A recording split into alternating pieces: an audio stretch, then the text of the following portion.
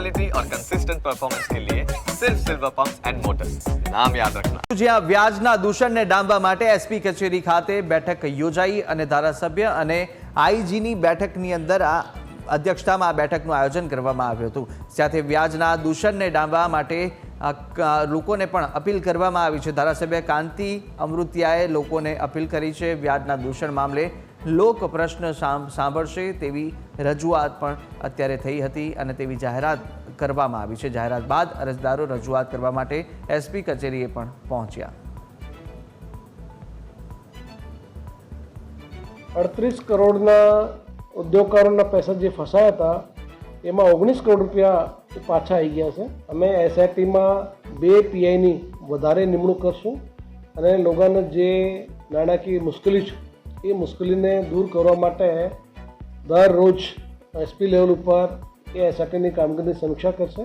વ્યાજખોર વિરુદ્ધમાં અમારી જે ગયા વર્ષે ઝુંબેશ હતી એ દરેક પોલીસ સ્ટેશન વાઇઝ, દરેક જિલ્લા વાઇઝ અને દરેક અલગ અલગ જગ્યાઓ ઉપર લોક સંમેલન આયોજન કરી અને સમસ્યાને ધામવા માટે પોલીસ દ્વારા ખૂબ જ પ્રમાણમાં કામગીરી કરવામાં આવેલી હતી।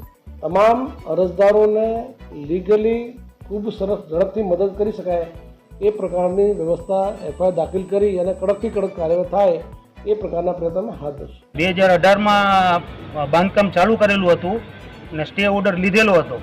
સ્ટે ઓર્ડરમાં એ લોકોએ સોદાખત કરેલા હતા બીજા વ્યક્તિને ને 21માં મને સોદાખત કરેલું હતું। પછી એને 7 માળે ઊભા હતા તોય છતાં એને ખુલ્લા પ્લોટનો દસ્તાવેજ કરીને અને એ લોકોએ લઈ લીધો, કબજો લઈ લીધો અને અમને ફ્લેટ પાછા આપે એવી અમારી માંગણી છે। વર્ષોથી અમને મારી કમાણીમાંથી ખરીદેલો પ્લોટ છે એ પ્લોટ ભરતના દાવેદાર ફરસેવાળાએ કબજો કરી લીધો છે।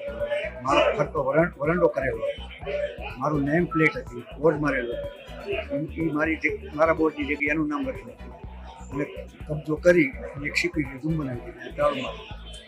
એના માટે લેન્ડ ગ્રેબિંગ કેસ કરેલો છે।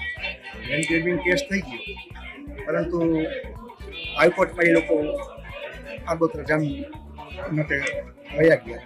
હાઈકોર્ટ સ્ટે આપેલો છે। અમારી જમીનનો સોદાખત કરેલું છે જયરાજસિંહ જાડેજા નંદાભાઈ, બરોબર। આજે 4 વર્ષ પહેલાં, બરોબર, ભાનું દઈ ગયા 20 લાખ રૂપિયા સોદાખત ઘરે કરી ગયેલા છે, બરોબર। એમાં અમને 3 મહિનાનો ટાઈમ આપ્યો છે, કાંઈ અમને આપી ગયેલ છે નહીં। અમે અરજી આપ્યા બાદ અમારી માટે એને ફરિયાદી કરી, બરોબર, એ પોલીસ સ્ટેશનમાં અમને પકડી ગયા હતા। મને આનો ચુકાવો આપો કે અમારે કાં પેમેન્ટ અપાવી દો, કાં જમીન પાછી અપાવી દો। વ્યાજખોરમાં જે કોઈ પણ દૂષણમાં સંડોવાયેલા હોય એવા પણ કેસ આવ્યા, જમીન દબાણના કેસ આવ્યા, કોઈ રસ્તાના કેસ આવ્યા। તમામ પ્રકારના સાંભળી અને નિરાકરણ થાય એવી આઈજી સાહેબ અને અમે સાથે રહી નિરાકરણ કરવાના છીએ, એમાં કોઈ શંકાને સ્થાન નથી। 35માંથી લગભગ 80% જે આજથી 4 વર્ષ પહેલાં 5 વર્ષ પહેલાં કેસમાં હાલતા હોય ને 10 કેસ એવા હતા કે વ્યાજવાળાના, 5 કેસ જમીનવાળાના, અમુક કોર્ટમાં કેસ હાલતા હતા। એ જૂના બધાય કોર્ટમાં હાલતા હોય એ સિવાયના જે કેસ અમારા પાસે રજૂઆત આવી છે એ રજૂઆતમાં જેટલી અત્યારે જે આવી છે એને બરાબર એને ન્યાય મળશે એવી અમે ખાતરી આપી છે। લગભગ આ 2 વર્ષમાં ઝુંબેશ ઉપાડ્યા પછી જે અત્યારે જે ચેક નાખ્યા છે, ફરિયાદ પછી જે ચેક નાખ્યા છે એમાં પણ પોલીસ એને હેલ્પ કરશે।